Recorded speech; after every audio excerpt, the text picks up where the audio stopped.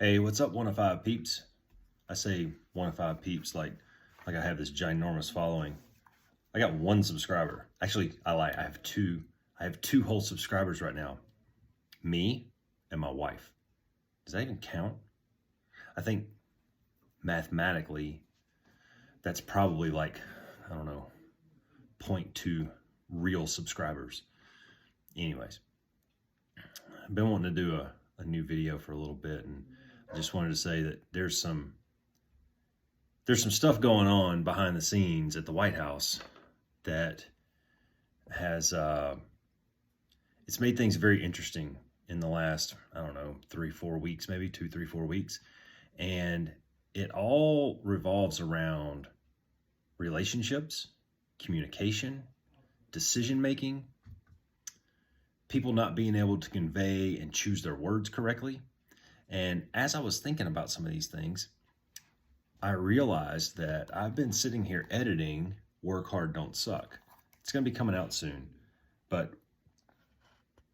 Katie and I have both gone through the edits on Work Hard, Don't Suck, and I started thinking about these relationship type issues that we're having. Like, no kidding, there's probably 5 or 6 really close friends of mine who are going through some really tough relationship woes right now. And as I'm thinking about it, I'm looking at the table of contents of Work Hard, Don't Suck. And no kidding, the very first chapter is communication is key. And it goes through how to communicate, speaking and listening. Remember that old saying that God gave you 2 ears and 1 mouth for a reason, that you're supposed to listen twice as much as you speak? And listening doesn't just mean hearing. Listening means with intention, hear what the other person is saying, understand it. If you're talking over someone while they're trying to communicate to you, then you're obviously not listening to them.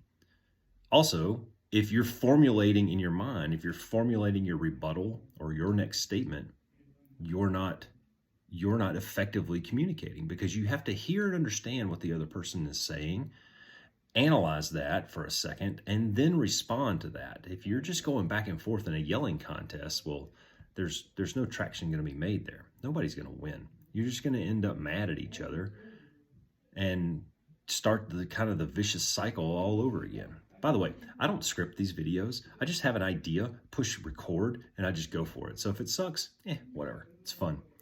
So moving down the list of the table of contents here, money, communication, and sex. What I think are the 3 keys to a happy marriage: money, communication, and sex. And people get wrapped up around the word sex. It's not even sex, it's intimacy, right? Don't lose sight of the reason that you two got together in the first place. You actually like each other. Hold each other's hands. Take a shower together. Just lay in bed and enjoy each other's company. Snuggle on the couch, something. Be intimate with each other. Money, communication, and sex. Manage your money effectively, efficiently, together. No his and hers stuff. This isn't my money and your money. This is our money. And one of the relationships that I'm kind of helping mentor some people through right now, I think that that's one of their big issues right now, is it's still me, me, me. And they need to get from me and move towards us. And until they move towards us and have that togetherness mentality rather than this fierce independence and whose toys belong to who, then I just don't know if they're going to be able to really find solid ground in their relationship. That you got to move away from the me and move towards the us. And how do you do that? Well, you manage everything together and through communication. You have to learn how to communicate. Reference the first chapter in the book. The first chapter in the book is all about communication, how to do it, why it's important to do it, which is more important, listening or speaking or both, and how to choose your words effectively to convey your point. And it's not arguing. It's just like communication can even be nonverbal. I walked in the house today, and as soon as I walked in, my wife looked at me and she kind of did a double take, and she goes, "You okay?" Like, she could just tell just by looking at me. Now, we've been doing this for 26 years, so we pick up on each other's nonverbals, I think, very well. I can usually tell when she's having a bad day, or I can see the exasperated look on her face, and she can obviously see it on mine too. So money, communication, and sex, 3 keys to a happy marriage. Here's what it says: actively manage your money, not reactively, but actively. That means making a budget, sticking to the budget, paying your bills on time, making sure that your financial obligations are well taken care of, and separating the needs and the wants. There's another chapter down the way down here on page 65 that talks about financial discipline. That's kind of an echo of the first chapter over here, but goes into a little more detail about how you exercise financial discipline every day. Paying off everything. Like, we've been financing things since we were 20 years old. We've never once missed a payment. And that's because we exercise financial discipline. Moving down the list: accountability, responsibility, and humility. And at least one of the relationships that I'm helping these guys kind of mentor them through, humility plays a big, big role in this, because playing the blame game with each other is not going to create an atmosphere to where you both want to help get a resolution out of it. A way to get past that blame game is for each of you to own your side of it. So these relationships, they don't get messed up. Typically, they don't get messed up for one single reason or one single individual doing something like that. Now, obviously, there's going to be the one-offs, but for the most part, it takes two to tango, right? So each of you in the relationship are going to have to own your part of it. If you're the kind of person that is really, really needy, and you're not getting that from your significant other, well, you need to communicate that, right? Well, if that person is unable to give that to you, then you need to find out why. So this is a two-way street, and being able to, in a relationship, being able to say, hey, I screwed that up. That's my bad. I'll own that. I need to work on that and get better. One of the things that I have historically been terrible at is my wife comes to me with an issue, and I can tell she's very emotional about it, and she's fired up, or she's very upset, or she's sad or crying or whatever it is, right? And she starts telling me the story, and the whole time I'm just sitting here, just kind of, I'm listening, but the whole time I'm trying to solve the problem. What's the problem? How do I solve it? All right. I'm listening because I think she needs me to solve a problem, when in reality, she just needs me to listen. She just needs me to be a good listener, and give her the uh-huhs every few minutes, and let her know that I'm listening to her and I feel that she's emotional. Let her get it out, offer her some comfort, and then move on. I'm terrible at that, right? I want to solve the problem and move on. I'm a problem solver. That's what I do. I can solve problems at very high speeds, at very high rates, and I want to do that for her. Sometimes she just wants me to, be the pillow that she can lay on. She just wants to snuggle for a second. Okay, I'll own that. See, that's a little humility for you. Moving down, there's a little one called everyday discipline. And in your relationships, it takes a lot of discipline every single day. Like, you're not always going to be happy with the other person.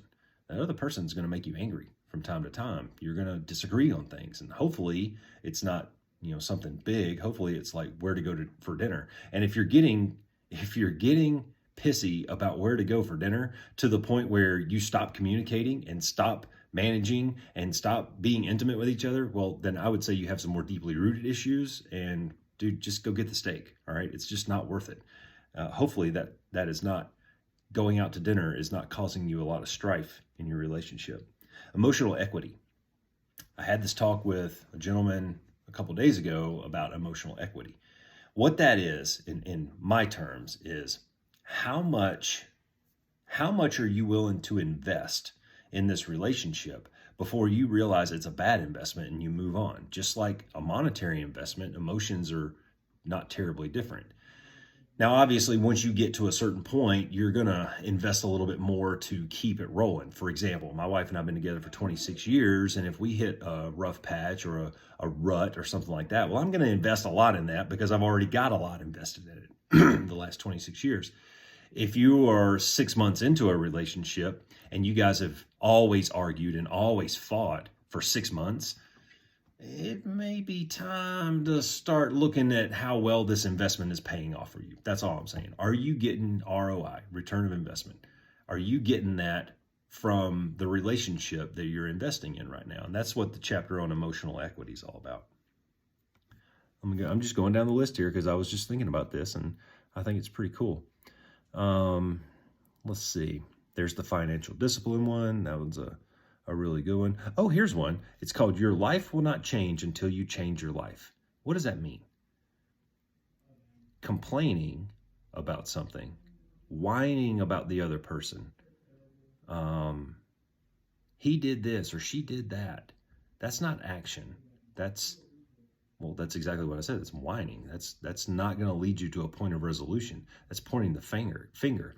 That's the blame game. That's not showing accountability, responsibility, and humility. If you really want your life to change, if you really want your relationship to change, if you really want your situation to change, you have to take action. And that's what this chapter is all about. Your life will not change until you change your life. Nobody else is going to do it for you. Grandma and grandpa can't come in and change your life for you. It's just not going to happen. You have to do the work. Cause and effect. This is a good one. So every decision that you make, by the way, there's a big chapter in here about decision making, how to do it, what's a good method, how to break it all down. But the cause and effect chapter is for every decision that you make, cause and effect, it's going to have an outcome. Sometimes they're favorable, depending on how you made that decision. Was it thoughtful? Was it objective? Did you plan? Sometimes if you make emotional, irrational, subjective decisions, the effect of that turns out to be not so good. There's another chapter in here called Choose Your Words. And that one is all about once you say a thing, it's out there. It's like a bullet from a gun. You can't put it back. Now, people will say, well, sticks and stones. Okay, good. I'll give you that. And then they'll say, well, I can forgive you. Okay, forgiveness is for the person that's giving the forgiving, that's doing the forgiving. So if I forgive you, that's for me. That's not for you. That is not a get out of jail free card. You still said the things that you said, and I will remember that forever, right? Now, let's say 6 months down the road, we get into another argument. I'm going to remember what you said. Though I may have forgiven you for it, I'm still going to remember that stuff. So choosing your words carefully. This is one of the reasons that when my wife and I have a disagreement, I will often just separate myself from the situation, put myself in timeout for a few minutes, because I don't want emotions to get us both riled up to the point where we may say something that we either regret or didn't mean or both, right? And then finally, the one that I'll end on is a chapter called Avoid Negative People.